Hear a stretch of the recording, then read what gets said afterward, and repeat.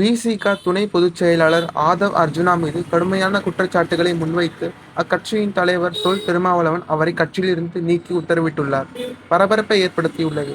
சென்னையில் நடைபெற்ற அம்பேத்கர் நூல் வெளியீட்டு விழாவில் கலந்து கொண்ட விசிக துணை பொதுச் செயலாளர் ஆதவ் அர்ஜுனா, மன்னராட்சி ஒழிக்கப்பட வேண்டும் என்றும், பிறப்பால் உயர்வு தாழ்வு இல்லாதது போல் பிறப்பால் முதலமைச்சர் உருவாகக்கூடாது என முதலமைச்சர் மு.க.ஸ்டாலினை கடுமையாக சாடியிருந்தார். பணிகள் மன்னர் ஆட்சியை ஒழிக்க வேண்டும், பிறப்பால் அனைவரும் சமம் என்கின்ற கருத்தியலை அம்பேத்கர் உருவாக்கியதை போல இங்க பிறப்பால் ஒரு முதலமைச்சர் உருவாக்கப்படக்கூடாது. இந்த பேச்சு அரசியலில் மிகப்பெரிய சலசலப்பை ஏற்படுத்தியிருந்தது.